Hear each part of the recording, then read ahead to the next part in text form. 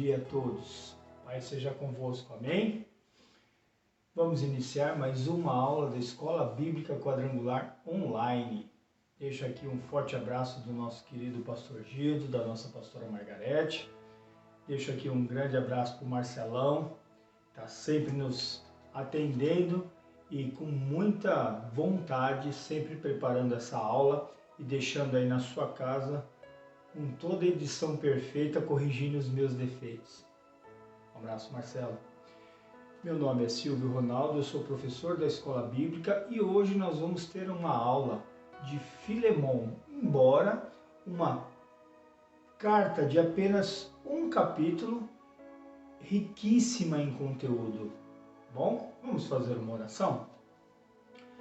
Amado Deus e poderoso Pai, Senhor, entramos na Tua santa presença, Deus, para lhe agradecer por mais um domingo abençoado, para lhe agradecer pela oportunidade que temos de estarmos aqui na Tua casa, reunidos, Pai, para aprender mais de Ti. Deus, esvazia-nos, Senhor, das ansiedades, de tudo aquilo que nos tira a paz, nos tira a tranquilidade, para prestarmos atenção, Senhor, naquilo que é importante.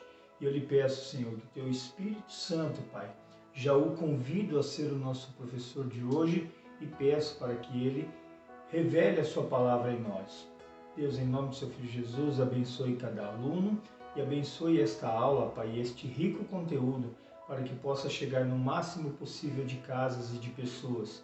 É o que eu lhe peço e lhe agradeço, Deus, em nome do seu Filho Jesus, Senhor. Amém. Amém. Preciso dar um recado rapidinho. A aula está indo ao ar hoje, domingo, tá? Às 8 da manhã. Porém, nós vamos precisar mudar a programação da Escola Bíblica. Então, o recado é rapidinho. A próxima aula já não será domingo que vem. A próxima aula será na quinta-feira, às 8 da noite. Bom?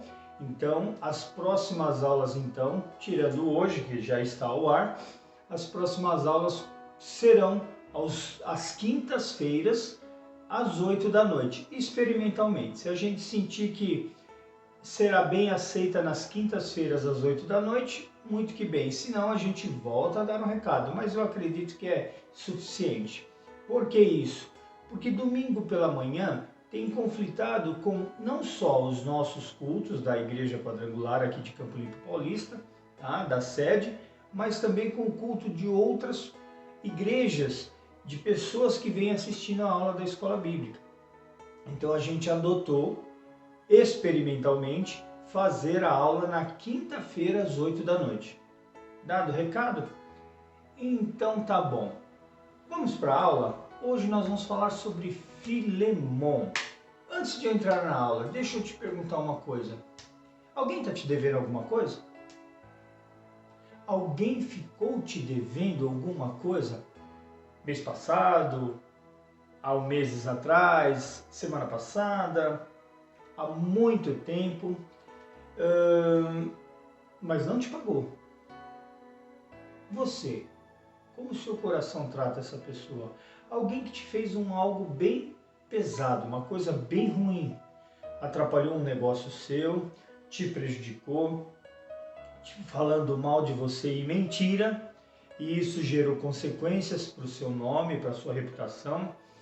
Alguém que te manchou, alguém que te prejudicou em alguma coisa. Você tem um relacionamento desse, você tem uma experiência dessa, de uma coisa não resolvida ou mal resolvida? Consulta aí no seu coração. Quantas vezes você já se pronunciou para falar para outras pessoas mal dessa pessoa? Dá uma pensada. Quantas vezes você praguejou ou mesmo foi diretamente a pessoa e teve desentendimentos, aumentou um conflito, mas não resolveu o problema? Quantas vezes você foi incomodada com essa situação, incomodado com essa situação? Eu creio que todos nós temos tido experiências em alguma época da nossa vida de situações mal resolvidas ou não resolvidas. E isso proporcionou para nós tempo gasto praguejando, reclamando, difamando, né? Ou mesmo discutindo. Então pensa nisso, você tem alguma coisa não resolvida ou mal resolvida na tua vida que te incomoda ou te incomodou por muito tempo, hoje não incomoda mais, mas que não está resolvido ainda? Pensa nisso. E outra coisa, a gente muitas vezes fica procurando receitas prontas para a vida. Filemon é mais uma delas, tá bom? Filemon é mais uma dessas receitas prontas para a vida. Ok? Preste atenção nessa aula, não a menospreze por ser apenas um capítulo, porque ela é recheada de informações, tá bom? E vamos aumentar nosso vocabulário, vamos aprender mais. Por exemplo, o que é koinonia? O que é koinonia? Você já ouviu essa palavra? Nós vamos descobrir agora o que é koinonia, tá bom? Fique com a aula e fique com a música cantando os livros da Bíblia, para ver se você já decorou os 66 livros da Bíblia, tá bom? Voltamos já. Gênesis, Êxodo, Levítico, Números, Deuteronômio, Josué, Juízes, Ruth, Samuel, Samuel, Reis, Reis e Crônicas, Crônicas, Esdras, Neemias, Ester, Jó, Salmos, Provérbios, Eclesiastes, Cantares, Isaías, Jeremias e Lamentações, Ezequiel e Daniel, Oséias, Joel, Amós, Obadias, Jonas, Miqueias, Naum, Abacuque, Sofonias, Ageu, Zacarias, Malaquias, os 39 livros então, do Velho Testamento a questão. Mateus, Marcos, Lucas e João, Atos, Romanos, Coríntios, Gálatas, Efésios, Filipenses, Colossenses, Tessalonicenses, Timóteo, Tito, Filemon, Hebreus, Tiago, Pedro, João, Judas e Apocalipse de João, os 27 livros então, do Novo Testamento a questão. E aí? Já decorou os livros da Bíblia? Já gravou que são 39 no Antigo Testamento, 27 do Novo Testamento? Já decorou toda a sequência? Sim? Não? Os profetas, o Pentateuco, os livros históricos, né? Os livros poéticos, os livros proféticos, profetas maiores, profetas menores. E o Novo Testamento já decorou? As biografias de Jesus, né? O livro de Atos, né? O livro que é o livro histórico. Nós temos aí as cartas paulinas, as cartas gerais e nós temos a revelação, o Apocalipse, né? Já conseguiu decorar todos esses livros? Ainda não? Tá de brincadeira, né? Aqui, ó, vamos ensaiar. Essas músicas que eu ponho cantando o livro da Bíblia tem no YouTube, é só baixar e, ó, malhar para decorar igual tabuada. É direto, uma atrás da outra que a gente decora, tá bom? E aí, o que é koinonia? Ô Silvio, que palavrão é esse? Koinonia? Não sei. Então preste atenção nessa aula, preste atenção nesse vídeo que eu vou passar agora, que você vai entender o que é koinonia, tá bom? Fica com a aula. Carta de Paulo para Filemon. Foi escrita durante uma das muitas prisões de Paulo. E é, na verdade, a carta mais curta do Novo Testamento, mas não deixe seu tamanho te enganar. Na verdade, é uma das coisas mais explosivas que Paulo já escreveu. Aqui está a história que podemos juntar a partir de detalhes dentro da carta. Filemon era um cidadão romano bem-sucedido de Colossos, que provavelmente conheceu Paulo durante sua missão em Éfeso e se tornou um seguidor de Jesus. Mais tarde, quando Epáfras, colega de Paulo, começou uma comunidade de Jesus em Colossos, Filemon tornou-se líder de uma igreja que se reunia em sua casa. Filemão, como todos os patriarcas domésticos do mundo romano, possuía escravos, um dos quais se chamava Onésimo. Em determinado momento, esses dois tiveram um conflito sério.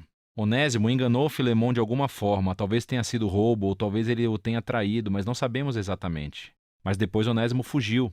Eventualmente, Onésimo chegou a Paulo na prisão, provavelmente para pedir ajuda. E no processo, ele se tornou um seguidor de Jesus e em seguida um amado assistente de Paulo. E assim, Paulo se encontra em uma situação muito difícil e delicada quando escreve essa carta. Ele pedirá a Filemão não apenas para perdoar Onésimo e recebê-lo de volta, mas para aceitá-lo como um irmão no Messias e não mais como um escravo. Veja como ele faz isso. Paulo começa com uma oração. Primeiro, louvando Filemão e agradecendo a Deus pelo amor e fidelidade que ele demonstrou a Jesus e ao seu povo. E então abre o caminho para o seu pedido com esta frase: peço a Deus que a fé que une vocês a nós faça com que compreendamos mais profundamente todas as bênçãos que temos recebido na nossa vida, por estarmos unidos com Cristo. Agora, uma palavra-chave aqui é a parceria, ou em grego, koinonia. Isso significa compartilhamento ou participação mútua. É quando duas ou mais pessoas recebem algo juntos e compartilham, tornando-se parceiros. Paulo está dizendo que a fidelidade a Jesus significa reconhecer que todos os seus seguidores são parceiros iguais, que compartilham juntos o dom do amor e da graça de Deus. E para Paulo, essa experiência de koinonia entre os seguidores de Jesus não é apenas uma ideia, é algo que você faz em seus relacionamentos, o que leva Paulo a seu pedido. Ele finalmente cita Onésimo. Ele diz que ele se tornou o filho de Paulo na prisão, o que significa que Paulo levou Onésimo para dedicar a sua vida e lealdade a Jesus. E assim, Paulo e Onésimo são agora membros da família no Messias. Ele está servindo a Paulo fielmente na prisão. E mesmo que Paulo queira mantê-lo por perto, ele sabe que este conflito não resolvido com Filemão tem que ser reconciliado se eles afirmam que são seguidores de Jesus. O que leva Paulo ao seu pedido ousado, que Filemão receba Onésimo de volta, não mais como um escravo, mas como um irmão amado no Senhor. Este é um pedido muito ousado. Sob a lei romana, Filemão tinha todo o direito legal de punir ou mandar prender Onésimo. E Paulo não está apenas pedindo-lhe para perdoar Onésimo, mas para receber de volta seu ex-escravo em Colossos como um igual social, como um membro da família. Isso é muito mais do que gentileza, isso é inédito. É libertar um escravo e depois tratá-lo como um membro da família. Isso perturba o status quo da ordem social romana. Por que Filemão deveria fazer uma coisa dessas? E aqui Paulo faz uma jogada brilhante. Ele lembra a palavra-chave da oração de abertura. Ele diz, se você realmente é meu parceiro, é aquela palavra grega koinonia novamente. Então receberá Onésimo como se ele fosse eu. E se ele te ofendeu ou te deve alguma coisa, ponha isso na minha conta e eu pagarei. Nesse pedido, vemos o coração da mensagem do Evangelho de Paulo sendo encenado. Antes de mais nada, é sobre reconciliação. É como ele disse aos Coríntios. Em Cristo, Deus estava reconciliando o mundo consigo mesmo, sem contar os pecados das pessoas contra ele. Então, nessa situação, Paulo está se colocando no lugar de Jesus. Ele absorverá as consequências do erro de Onésimo. Ele pagará qualquer custo para poder se reconciliar com Filemão. Mas a mensagem de Paulo era mais do que um negócio legal. É também sobre koinonia. Onésimo, Filemão e Paulo são todos iguais perante Deus. Todos compartilham a mesma necessidade de perdão. E assim, diante da cruz, todos são iguais, o que significa que Filemão e Onésimo não podem mais se relacionar como mestre e escravo. Eles são membros da família, eles são irmãos em Cristo. Ou, como Paulo disse a Filemão e a toda a igreja de Colossos, na nova família de Deus, as pessoas não são gregas ou judias, nem circuncisas ou incircuncisas, nem estrangeiras ou bárbaras, escravas ou livres, mas Cristo é tudo e está em todos. Paulo encerra a carta afirmando a sua confiança de que Filemão fará mais do que o pedido de Paulo. E ele pede para que prepare um quarto de hóspedes, porque quer visitá-lo assim que sair da prisão. E então, com algumas saudações finais, Paulo encerra a carta. A carta de Paulo para Filemão é poderosa por muitas razões. É a única carta em que Paulo não menciona explicitamente a morte ou ressurreição de Jesus. Isso não é um descuido.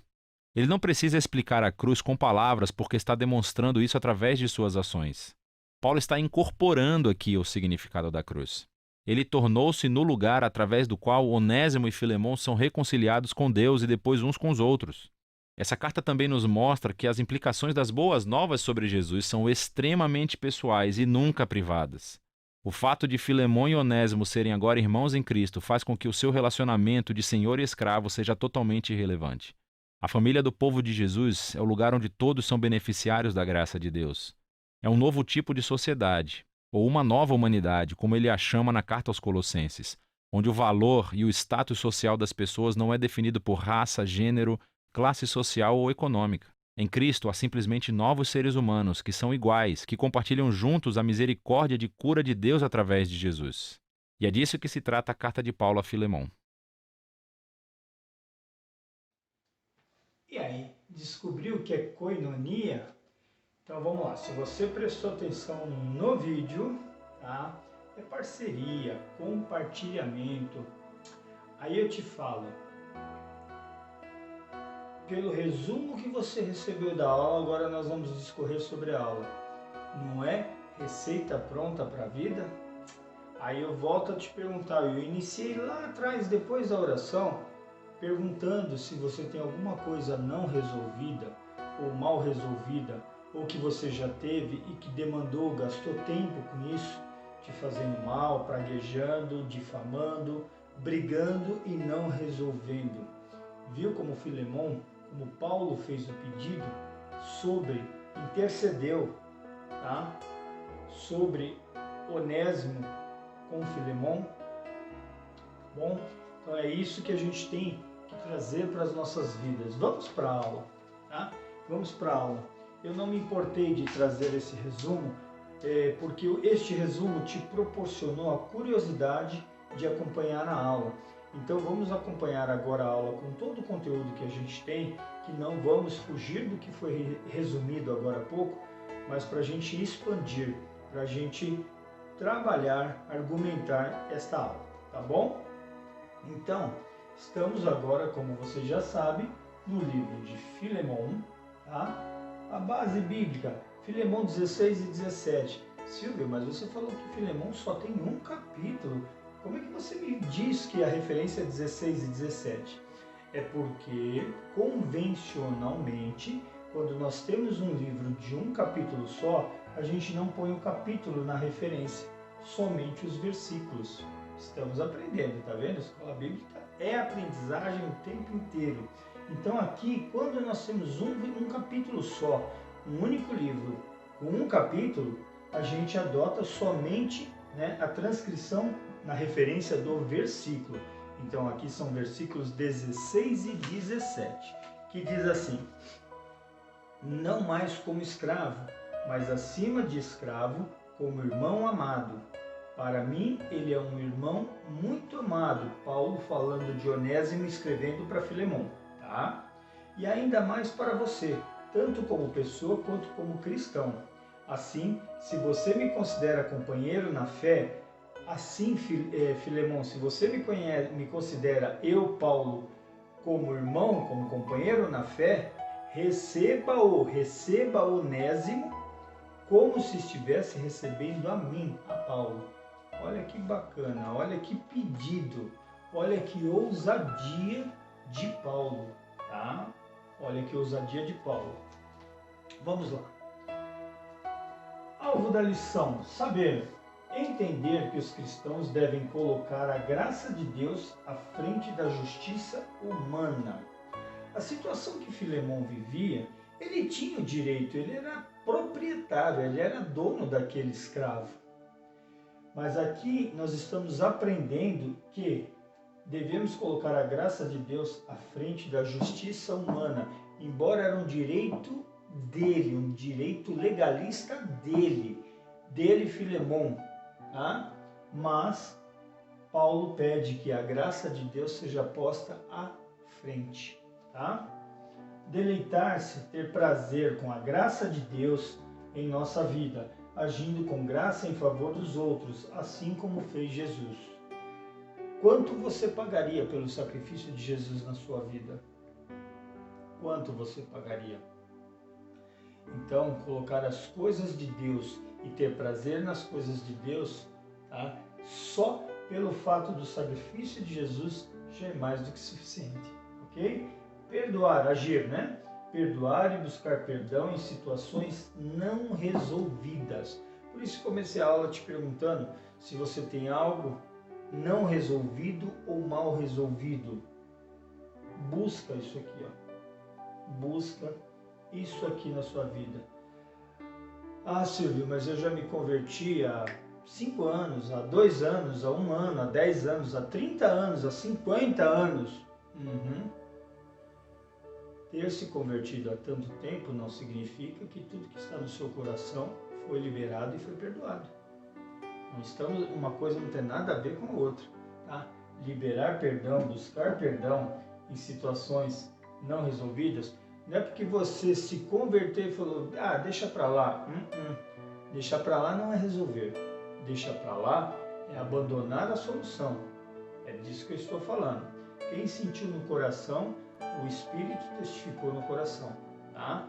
E eu sei que o Espírito está testificando no coração de alguém, de mais de uma pessoa. Tá? Então é sobre isso que nós estamos falando. Ok?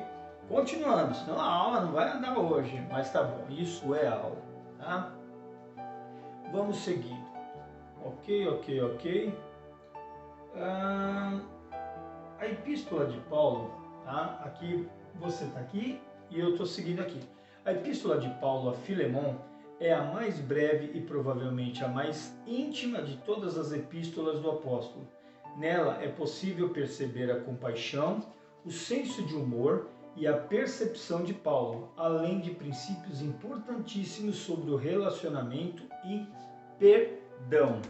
Vamos lá. Isso aqui é a pura visão cristã de um relacionamento íntegro, perfeito, verdadeiro, com perdão.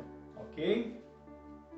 Informações básicas. Grupo Epístolas Paulinas, autor Paulo, data 61 depois de Cristo, local prisão em Roma, alvo Filemon. Versículo-chave, nós já lemos agora há pouco, tá? Expressão-chave, perdão, não teria expressão melhor, né? Continuando aqui, tá? Vamos lá, continuando aqui. O esboço, a visão panorâmica do livro, o esboço, tá? Dividido em oração de gratidão, com saudação e com gratidão. Dos versículos 1 a 7, pode incluir o 3 aqui, tá? Dos versículos 1 a 7, você tem a oração de gratidão, dividida em saudação e gratidão, ok? Depois você tem aqui, dos versículos sequenciais, 8 a, pode ir até o 25, que é onde encerra a aula, tá? E aqui você pode incluir o 22, pode ler direto, tá? Então você teria aqui, ó, dos versículos 8 a 21, petição por Onésimo, intercessão. Conclusão, promessa a Filemon, tá? Perdão e aceitação na igreja. Essa é a estrutura básica do livro. Então é tão curto esse livro, só tem 25 versículos, tá? E dá para você moer ele durante a semana, certo? Continuando. Ok. A epístola de Filemon ensina o valor de perdoar aqueles que defraudam, tá? Que é defraudar? Que violam, que perdem a confiança, que violam a confiança, que defraudam, tá? E se arrependem. Então a epístola de Filemon ensina o valor de perdoar aqueles que defraudam e se arrependem. Onésimo defraudou Filemon, mas se arrependeu, tá? Então é sobre isso que estamos falando, ok? Vamos lá. Um escravo de Filemon, membro influente da igreja de Colossos, cujo nome era Onésimo, havia fugido e se esconder em Roma, talvez com algum dinheiro roubado de Filemon. Sob a influência de Paulo, converteu-se e se tornou servo devotado ao apóstolo, porém, legalmente era escravo de Filemon. Talvez essa carta aqui não tenha detalhadamente o que exatamente Onésimo fez, porque ela tornaria-se pública e ela poderia pôr em risco a reputação de Onésimo. Só o fato de Paulo mencionar que Onésimo tinha cometido alguma falha, tá? É suficiente para o prejudicado, o Filemon, saber do que Paulo estava falando. E a coisa deveria ser bastante severa, a ponto de Onésimo ter fugido. Onésimo era escravo da fazenda de Paulo, de Filemon, e ele fez alguma coisa errada, pode ter sido, perdeu a confiança, de várias maneiras se perde a confiança. Dentre elas pode ser até roubo mesmo, tá? Mas não ficou explícito na carta porque a carta seria exposta, tá? Então por isso, ok? Continuando na apostila. Paulo não queria que Onésimo o ajudasse no ministério sem ter antes a permissão do seu senhor. Enviando Onésimo de volta, Paulo queria evitar a punição cruel ao escravo foragido que a lei romana ditava. Queria conciliar Filemon e Onésimo sem lhe negar a falta cometida. Como fazer isso? Paulo escreve de tal modo que seria muito difícil Filemon recusar-se a atendê-lo. Ele não ordena com autoridade de apóstolo, prefere rogar como íntimo e querido amigo. Para assegurar o seu fim, leva o caso ao conhecimento da igreja em Colossos e recomenda Onésimo à igreja de lá. Está lá em Colossenses, capítulo 4, versículo 9, tá? Que diz assim: Ele irá com Onésimo, fiel e amado irmão, que é um de vocês. Eles irão contar-lhes tudo o que está acontecendo aqui. Ok, perfeito, perfeito. Continuando aqui na apostila. Essa epístola foi enviada ao mesmo tempo que a epístola aos Colossenses e destinada também a Áfia, esposa de Filemon, e Arquipo, e a igreja local. É possível que Arquipo fosse o dirigente da igreja e filho de Filemon. É só uma especulação histórica, ok? Vamos lá. Filemon para hoje. A intermediação de Paulo entre Onésimo e Filemon nos mostra que a igreja deve tomar posição nos problemas da sociedade, baseando-se sempre no exemplo de Cristo. Essa é uma referência muito boa. Com ela a gente nunca perde. Se você baseia as soluções dos seus problemas, né? Como Cristo poderia, no exemplo de Cristo, como Cristo poderia resolver, eu me recordo de uma pregação que ela sempre me martela na mente e no coração, tá? Pastor Gildo, há muitos anos atrás, logo que eu entrei no ministério, assim, questão de meses que eu entrei no ministério, lá em 2012, ele fez uma pregação com o seguinte título: O que Jesus faria? Então ele, dentre a pregação, ele abordou várias situações, né, problemáticas, e que no desfecho delas, a pessoa que vivia o problema se questionava: o que Jesus faria? Então eu sempre me pergunto, quando eu tenho uma dúvida, quando eu tenho uma divergência, quando a minha carne, homem, tenha medo de tomar alguma atitude ou tem um pensamento negativo em tomar uma atitude desaprovável, reprovável, né? Eu me pergunto: o que Jesus faria? E aí, na grande maioria das vezes, porque eu sou ser humano, falho e pecador, mas na grande maioria das vezes eu tenho bons resultados nas minhas atitudes, porque eu busco fazer pensando no modelo, no exemplo de Jesus, o que ele faria. Quando eu resolvo muitas coisas desta natureza, o que o Silvio faria e eu faço conforme o Silvio humano desejaria, dá errado, o tiro sai pela culatra, tá bom? Então, esse é um questionamento bem importante na tua vida, em momentos ímpares, momentos chaves. O que Jesus faria? Isso faz muita diferença. Vamos lá? Continuando, ok. Filemon é a menor epístola escrita por Paulo, a menor carta.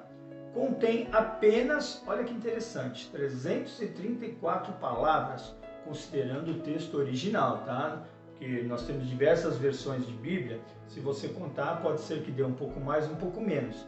A versão original tem 334 palavras. Porém, é grande em relação ao conteúdo. Isso é importante, tá? Isto é importante. Escravatura. Agora vamos trabalhar escravatura e o princípio do perdão. Dois temas interessantes. Na apostila, a escravatura era uma condição social presente tanto no contexto do Antigo Testamento quanto no Novo Testamento. Obviamente, Deus nunca estimulou essa prática de escravatura, lógico, mas instruiu a lidar com a realidade, com tal realidade. Deuteronômio capítulo 15, versos 12 a 18, que eu reproduzi aqui. Se seu concidadão hebreu, Deuteronômio é o 5º livro da Bíblia, tá? O último do Pentateuco, lá no início do Antigo Testamento. Se o seu concidadão hebreu, homem ou mulher, vender-se a você e servi-lo 6 anos, no 7º ano, dê-lhe a liberdade. Aqui, eu me recordo do meu primeiro pastor, tá? Pastor Joel Estevanato. Ele escreveu um livro chamado Homens de Orelhas Furadas. Foi uma polêmica na época, eu me recordo, porque ele é um pastor extremamente conservador. E aí ele estava lidando com uma situação de modismo, no entendimento da época, né? Ô, pastor, o senhor com tanta preocupação na sã doutrina e vem falar que concorda com homem de orelha furada, de brinco e tal, como os críticos foram leigos nos seus comentários. Vocês vão entender no discurso, no discorrer do texto aqui, ok? Vamos lá. E quando o fizer, não o mande embora de mãos vazias, ou seja, depois que o seu escravo trabalhou 6 anos para você, no 7º você o dá a liberdade, mas não o mande embora de mãos vazias. Dá-lhe com generosidade dos animais do seu rebanho, do produto da sua eira e do seu lagar. Eu vou explicar o que é eira e vou explicar o que é lagar, tá? Eira, do latim, é área, pedaço de terra. É um espaço plano com um chão duro, eira, tá? De dimensões variáveis, onde os cereais eram malhados e peneirados depois de colhidos, com vista a separar a palha e outros detritos dos grãos de cereais. Para referir-se a alguém sem propriedade, agora é uma explicação. Para referir-se a alguém sem posses, utiliza-se a expressão sem eira nem beira. Essa expressão você já conhece, tá? Já ouviu falar. Sem eira nem beira, um ditado popular, ok? Então, a eira é aquele lugar, por exemplo, quando a pessoa vai lá e colhe feijão, e ela vem com a peneira e joga, aquela palha vai saindo, o feijão volta para a peneira. É o espaço que você tem para fazer o beneficiamento do grão, tá? Lagar é o local onde se pisam frutos para separar sua parte líquida da massa sólida, como as azeitonas para fazer azeite ou as uvas para elaborar vinho. Por extensão do sentido, é também o lugar onde está o aparelho mecânico para espremer frutos. Esse aparelho mecânico, na verdade, você usava uma pedra grande num moinho, num eixo, e aí você jogava as azeitonas dentro e punha aquela pedra com eixo, e aquilo tinha uma haste, assim, uma trave, onde você prendia no dorso dos animais, muitas vezes até de pessoas, ia rodando aquela pedra, rodando, e ela ia moendo aquilo ali, e dali era exprimido, né, extraído o azeite, ou vinho, né? Então, lagar é o lugar onde espreme os frutos para separar o líquido da massa da carne, e eira é o lugar onde era o espaço de terra onde era feito o beneficiamento dos grãos. Então aqui, repetindo o versículo então, dele com generosidade dos animais do seu rebanho e do produto da eira e do seu lagar. Então, dê também, além dos animais, dê também alguns frutos beneficiados, algum vinho, azeite e alguns grãos beneficiados, até para que ele plantasse, entendeu? Dele conforme a bênção que o Senhor, o seu Deus, lhe tem dado. Lembre-se de que você foi escravo no Egito e que o Senhor, o seu Deus, o redimiu, né? O recuperou, o reabilitou, o perdoou. É por isso que hoje lhe dou essa ordem. Mas se o seu escravo lhe disser que não quer deixá-lo, porque ama você e sua família e não tem falta de nada, aí entra o que eu falei do pastor Joel. Então apanhe um furador e fure a orelha dele contra a porta, contra o batente da sua porta, e ele se tornará seu escravo para o resto da vida. Esta atitude que o Senhor furava a orelha do escravo no batente da porta, ali na frente da casa, publicamente. Ele estava tornando público, e aquelas pessoas que estavam passando e vendo eram testemunhas de aquele homem, aquele servo que iria ser para sempre escravo do seu senhor. Tá? Faça o mesmo com a sua escrava.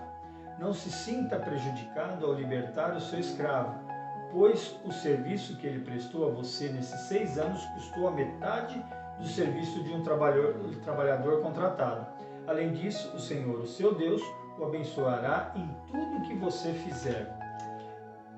Entendeu o que é o homem de orelha? Homens de orelhas furadas eram homens honrados. Esse livro, o que realmente estimulou o pastor Joel, e pelo menos é o que eu me lembro do que a gente conversava na época, ia muitos homens, né, muitas mulheres com muita vaidade para a igreja, com muita roupa de marca, muitos acessórios, os meninos com muita vaidade, cabelo raspadinho, com aquelas maquininhas, com aqueles risquinhos, né, e brincos, alargadores, e aquilo começou a virar uma crescente dentro da igreja. E eu acredito que é isso que é esta analogia que o pastor Joel tentou reproduzir no livro, né, que antes se usava o furo na orelha no sentido de honraria, no sentido de dignidade, de integridade, e não no sentido de modismo, de fama ou enfim. Entenderam? Bem interessante o conteúdo deste livro. Homens de orelha furada. De orelhas furadas. Continuando, eu nem te conto que eu me perdi, mas eu me achei. Em suas cartas, Paulo e Pedro tocaram nesse assunto mencionando o comportamento cristão correto, tanto para os senhores crentes como para os escravos crentes. Aqui nós temos 4 referências, eu reproduzi 3, vou explicar por quê.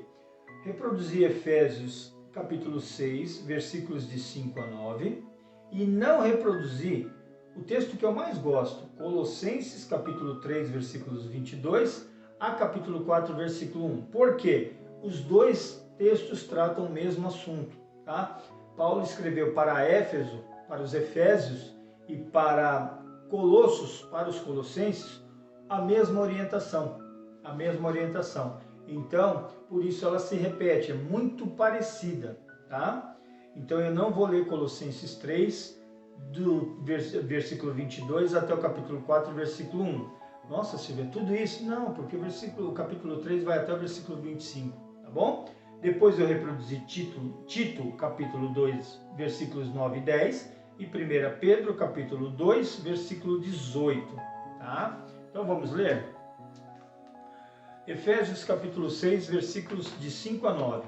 Escravos, obedeçam aos seus senhores terrenos com respeito e temor, com sinceridade de coração como a Cristo. Obedeçam-lhes não apenas para agradá-los quando eles os observam, mas como escravos de Cristo, fazendo de coração a vontade de Deus.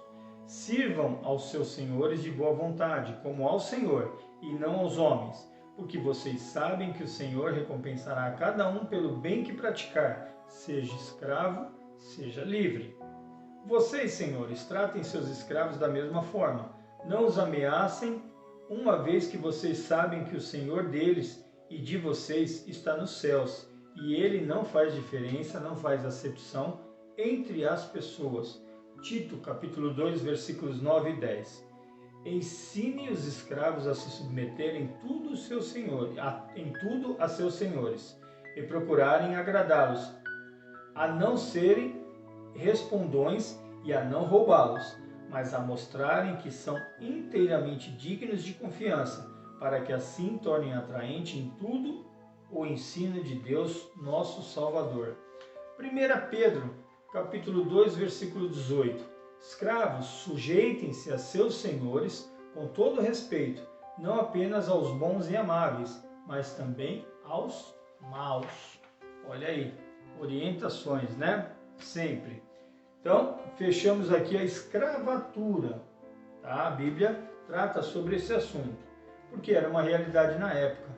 Nossa, Silvia, era uma realidade na época, escravidão. Na época de Jesus, Gente, a Lei Áurea foi assinada há 200 anos atrás. Não dá 200 anos. E a Lei Áurea, para quem não se lembra, ela foi a abolição da escravatura, né? O cancelamento, aboliu, abriu mão, acabou a escravidão, né? Então, pensa, em 1800, né? Em 1800, possivelmente ainda, por mais que havia sido feita a abolição da escravatura, possivelmente muita gente trabalha em sistema de escravidão, trabalhava no início da década do milênio de 1900, do século de 1900, século 20, né? Então, o que acontece? Muitos naquela época ainda eram. Se você parar para pensar, inclusive nos dias de hoje se fala ainda de trabalho escravo, tá? Se fala ainda, por exemplo, alguns anos atrás, quando eu trabalhava em São Paulo, na Barra Funda, estourou lá um galpão clandestino de confecção de bolivianos. Os próprios bolivianos traziam bolivianos para o Brasil e os escravizavam a troco de comida e alojamento, propondo uma suposta vida melhor, tá?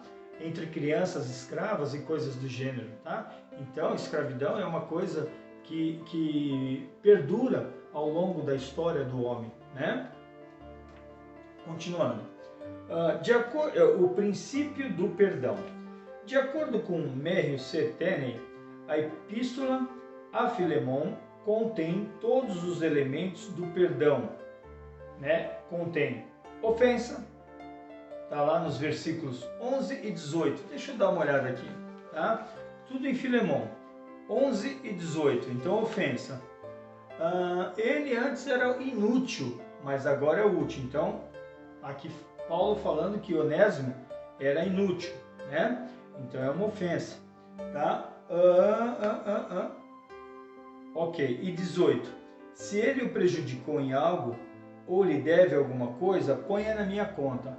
Então, Onésimo ofendeu o seu senhor, não sendo um bom escravo e ainda lhe tomando alguma coisa que lhe pertencia, né? Lhe dando prejuízo de alguma maneira. Compaixão, versículo 10. Apelo em favor do meu filho Onésimo, que gerei enquanto estava preso. Ok? Intercessão, versículos 10, que acabei de ler, 18, que já lemos, e 19, que diz assim: Eu, Paulo, escrevo de próprio punho, eu pagarei, para não dizer que você me deve a sua própria pessoa.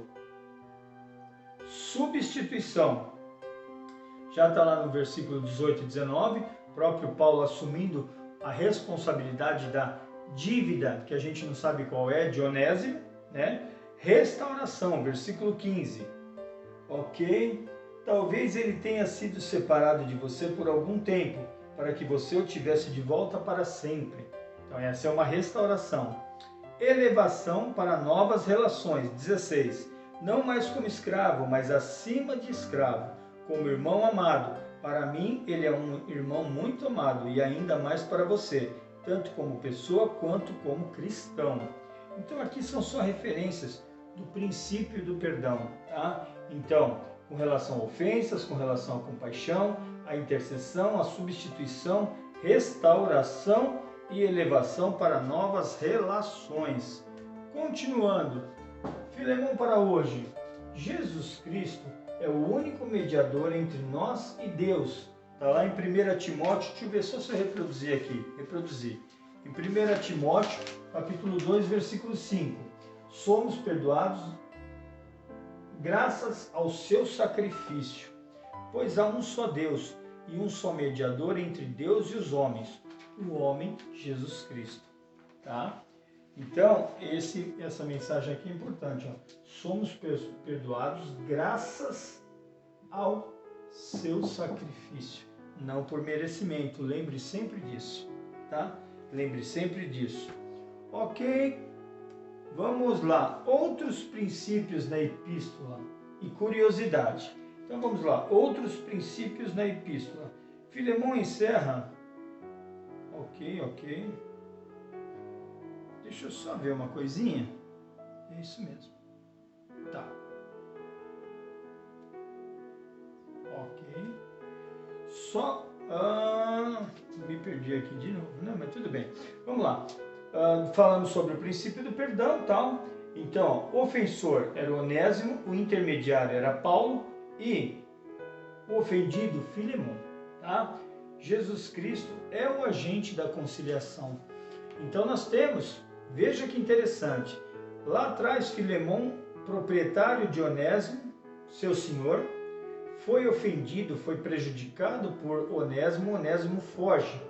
Onésimo encontra Paulo, que estava preso na prisão, que já havia feito Filemon um discípulo, um cristão, um convertido, um discípulo não, um convertido, né? E converteu, gerou vida a Onésimo através da conversão por Jesus Cristo. E teve com certeza um tempo com ele e teve intimidade e alegria, prazer na vida de Onésimo, a ponto de Paulo, por ser reconhecido e respeitado como apóstolo pelo Filemon, Paulo, baseado nos exemplos e na vida de Jesus Cristo, mandou uma carta para que Filemon perdoasse Onésimo, e não só perdoasse, mais que perdoasse, o recebesse como irmão.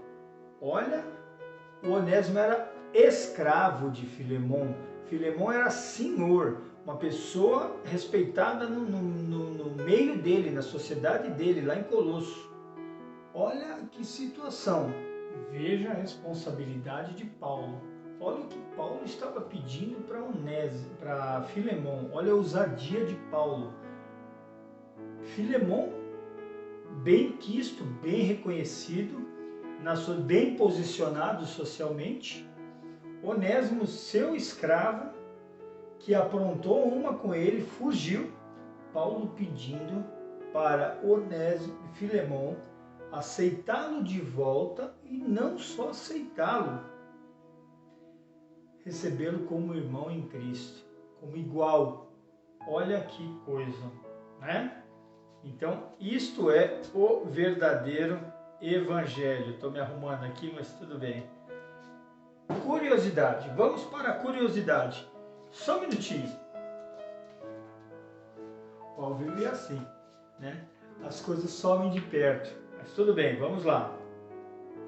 No versículo 11, o apóstolo faz um jogo interessante de palavras ao usar o termo arcrestos, inútil, em oposição a eucrestos, útil, sendo o segundo precisamente o significado do nome de Onésimo, ou seja, alguém fácil de ser usado ou simplesmente alguém útil. Eu fiz aqui uma anotação, tá? Extraí isso aqui do dicionário. O nome Onésimo é bíblico. Ele é uma adaptação portuguesa e espanhola do latim Onésimos, cuja origem etimológica vem do grego onésimos, que significa benéfico, lucrativo, também interpretado como útil. Tá? Então, isso mostra, lá no início do texto a gente falou que uma das coisas que mostrava da carta de Paulo era como ele era bem-humorado, né? Um humor aqui, uma gozação. Versículo 11, ele antes era inútil, mas agora é útil, tanto para você quanto para mim. Paulo brincou ainda com o nome de Onésimo, tá? Brincou ainda com o nome de Onésimo da carta que ele escreveu a Filemon. Antes ele não valia nada, ele não era uma pessoa que te ajudava. Agora, respeitando, honrando o nome dele, ele é útil, ok? É uma brincadeira, é um trocadilho. Continuando. Vamos seguir lá. Filemon para hoje.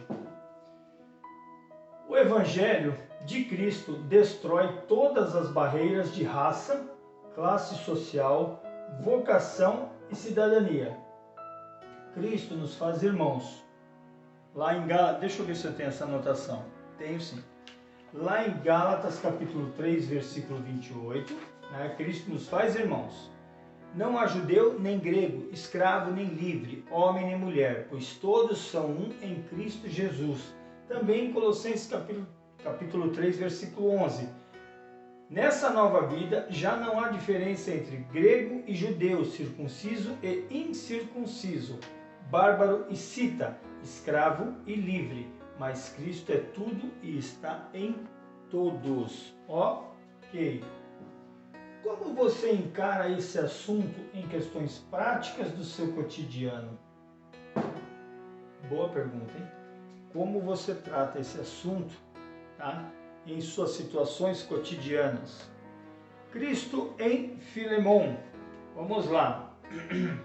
Cristo em Filemon. Aqui vai ter mais alguns versículos, tá? O perdão que o crente encontra em Cristo é lindamente retratado por analogia em Filemon. Onésimo, culpado de grande ofensa, versículos 11 e 18. Ele antes era inútil, mas agora é útil, tanto para você quanto para mim. 18. Se ele o prejudicou em algo, eu lhe devo e lhe deve alguma coisa, ponha na minha conta. Induziu o amor de Paulo a interceder em seu favor, versículos 10 e 17. Apelo em favor do meu filho Onésimo, que gerei enquanto estava preso. 17. Assim, se você me considera companheiro na fé, receba-o como se estivesse recebendo a mim, não a um escravo devedor. Entendeu? Paulo coloca de lado seus direitos, versículo 8. Por isso mesmo, tendo em Cristo plena liberdade para mandar que você cumpra o seu dever, tá vendo? Ele agiu de amor, de respeito. E se põe como substituto de Onésimo ao assumir sua dívida, 18 e 19. Se ele o prejudicou em algo e lhe deve alguma coisa, ponha na minha conta. Eu, Paulo, escrevo de próprio punho. Eu pagarei, para não dizer que você me deve a sua própria pessoa. Por um ato gracioso de Filemon, Onésimo é restaurado e colocado numa nova relação. Veja bem, por um ato gracioso de Filemon. Aqui por um ato de graça, tá? De graça não de sem custo, de agraciado, tá? De cheio de unção, cheio da graça, tá? Onésimo é restaurado e colocado numa nova relação, 15 e 16. Talvez ele tenha sido separado de você por algum tempo, para que você o tivesse de volta para sempre, não mais como escravo, mas acima de escravo, como irmão amado. Para mim ele é um irmão muito amado, e ainda mais para você, tanto como pessoa quanto como cristão. Olha que pesada a carta, hein? Nessa analogia, somos como Onésimo. A defesa de Paulo perante Filemon é um paralelo à obra mediadora de Cristo na presença do Pai. Onésimo foi condenado pela lei, porém salvo pela graça. Aquele livro que sempre tem referências dele nessa apostila, Descobrindo a Bíblia, página 487. 485. Ok, beleza. Continuando. Na verdade, era só ter continuado a página aqui, que eu estava lendo, mas estava tudo aqui. Desculpem. Filemon para hoje. Paulo, ao interceder por Onésimo, cumpriu com o padrão de amor que Jesus requer de nós. Demonstrar o amor de Jesus a alguém é estar disposto a tomar o seu lugar no sofrimento. Você demonstra em amor a outro? Olha lá, hein? Perguntas pesadas. Conclusão. Vamos lá. Vimos que por meio desta pequena carta, Paulo pede a Filemon que receba de volta Onésimo, escravo fugitivo que se tornara cristão depois de encontrar-se com Paulo. O apóstolo pede a Filemon que conceda uma nova chance a Onésimo, do mesmo modo como Jesus havia concedido uma nova chance a Filemon. Guia Prático da Bíblia, página 113, uma outra referência. Essa epístola é um belo exemplo de como Cristo tem poder para produzir bons relacionamentos. Amém. Fica agora com um breve vídeo e a gente já retoma a aula. Rapidinho para encerrar, tá bom? Fica com o vídeo. No Novo Testamento, encontramos a história de Filemon, o qual era um homem rico, fato que o permitia ter escravos. Naquela época, era normal um homem rico ter escravos, e Filemon tinha os seus. Um dos escravos de Filemon chamava-se Onésimo, e ele fugiu da casa de Filemon e conheceu Paulo, provavelmente na prisão em Roma. Lá, Onésimo foi evangelizado e batizado por ele. Porém, a Bíblia mostra que Onésimo havia roubado algo da casa de seu senhor e por isso havia fugido. Naqueles tempos, a pena para um escravo fugitivo era a morte. Neste momento, surge o papel de Paulo como intercessor pela vida do escravo Onésimo. No verso 11 e 18 lemos: o qual noutro tempo te foi inútil, mas agora a ti e a mim muito útil. Eu te tornei a enviar. E se te fez algum dano ou te deve alguma coisa, põe isso na minha conta. Interessante é que o significado do nome Onésimo é útil. Nas palavras de Paulo, o escravo antes da conversão era inútil, mas que depois que entregou sua vida a Jesus, havia se tornado útil para o Evangelho. A partir da história de Onésimo, podemos tirar duas grandes lições. A primeira é que a mudança de vida não significa ignorar os problemas causados no passado. É necessário a restituição. No caso de Onésimo, Paulo mandou de volta para a casa do seu senhor para que ele corrigisse o que havia feito. Na verdade, o verdadeiro arrependimento envolve busca pela correção dos erros passados e não apenas jogá-los para debaixo do tapete. A segunda lição é que a história de Onésimo é um resumo do plano da salvação. Todos nós somos escravos condenados à morte. Todos nós temos um débito para com o nosso Senhor. Porém, Cristo surge em nossa vida como um intercessor, o qual, assim como Paulo, dá o seu próprio nome como garantia em nosso lugar. Vira o vídeo. Então, lembra que eu comecei a aula dizendo que, embora Filemon tinha apenas um capítulo, e eu não falei dessa maneira, mas ao longo da aula nós falamos, 25 versículos com 334 palavras do texto original. Olha quanto ensinamento. Então, meu irmão, minha irmã,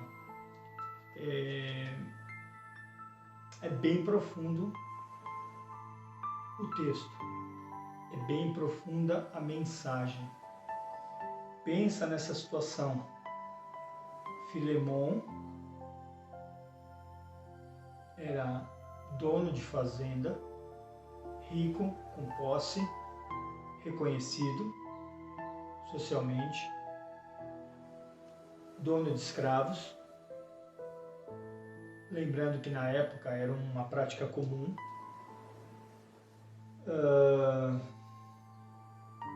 Onésimo, um escravo fugitivo, porque cometeu algum delito. Filemon, anteriormente, foi convertido através das ministrações de Paulo. Então ele tinha uma dívida, um carinho muito grande por Paulo. Paulo preso pelo Evangelho, que Filemon cria, porque era convertido, que Paulo cria. Paulo, da mesma forma que gerou Filemon, direto ou indiretamente, gerou também Onésimo. E Paulo intercede por Onésimo, tá? Para Filemon. Olha essa situação, para que Filemon o receba, não mais como um servo inútil e vadio, mas como um irmão em Cristo.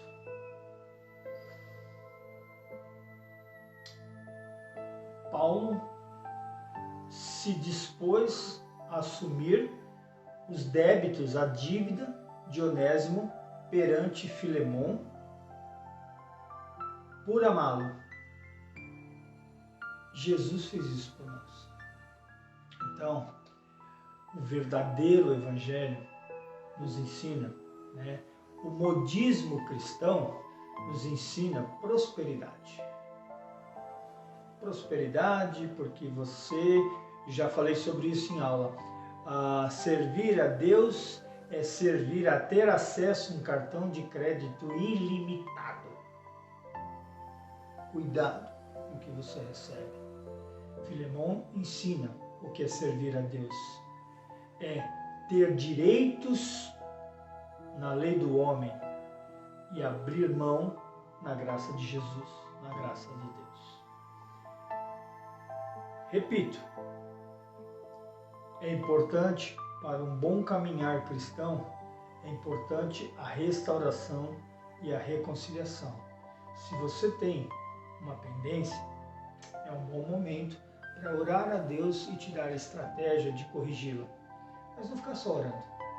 Ter atitude é importante. Amém? Então tá bom, vamos encerrar nossa aula. Foi de bastante valia, muito produtiva, muito gostosa. Uma mensagem maravilhosa, uma pequena carta com uma bombástica aula, um bombástico ensinamento para os nossos dias. É uma palavrinha tão pequena, tão minúscula. Perdão, mas que é tão difícil de praticá-la, né? Antes de orar, lembrem-se que hoje será a última aula aos domingos.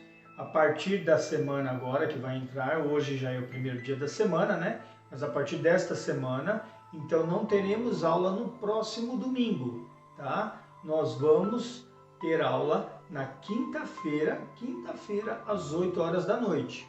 Eu vou mandar o link, a mensagem, como eu mando aos sábados à noite ou aos domingos pela manhã, tá? Mas será na quinta-feira às 8 da noite. Se você puder assistir, amém, eu vou estar assistindo junto com você e vou estar disponível para um bate-papo, para perguntas, para conversa, tá? Não é uma live, ok? É uma aula no YouTube que a gente tem um canal de comunicação. Agora, se você não puder assistir a aula na quinta-feira às 8 da noite, após quinta-feira às 8 da noite, quando a aula terminar, aí você pode retornar na quinta, depois 9, 10, 11 horas da noite, na sexta, sábado, domingo ou qualquer dia, em qualquer tempo. Tá bom? Então vamos orar. Amado Deus, a propósito, o Senhor perdoe. Espero você na quinta-feira às 8 da noite. Tá bom? Agora sim, vamos orar. Amado Deus e poderoso Pai, muito obrigado por esse cuidado, muito obrigado por essa aula riquíssima, maravilhosa. Obrigado pelos ensinamentos que o Senhor nos permitiu ter na carta de Tito, de Paulo a Filemon. Muito obrigado por essa carta, por essa preciosidade, por esse tesouro, Pai. Deus, em nome do Teu Filho Jesus, que essa verdade venha penetrar no mais íntimo e mais fértil do nosso coração, para que nós possamos viver a Tua Palavra e não só saber sobre a Sua Palavra. Deus, em nome do Seu Filho Jesus, nos capacite, nos engrandeça no sentido de cristianismo, de perdão, de amor e nos diminua, Senhor, para que o Senhor cresça. Deus, em nome do Seu Filho Jesus, eu lhe peço que essa aula seja canal de bênção na vida de muitas pessoas que vão e estão assistindo. É o que eu lhe peço e agradeço, que todos venham ter um domingo abençoado, um domingo maravilhoso, em família. Deus, muito obrigado, guarde, cuide de cada um, cada necessidade, pessoas que estão com necessidades de saúde, coronavírus, né, e entre outras situações, cânceres, outros males, desemprego. Deus, em nome do Teu Filho Jesus, o Senhor conhece a necessidade de cada uma das pessoas que estão assistindo essa aula. Eu lhe peço em nome do Teu Filho Jesus, Senhor, que o Senhor visite cada um, que o Senhor dê o sustento, que o Senhor dê a cura, dê a resposta para cada um, Senhor. Em nome do Teu Filho Jesus, Senhor. Amém, amém, amém. Um bom domingo para você em família. Deus abençoe você, sua casa, sua família, em nome de Jesus. Bom domingo.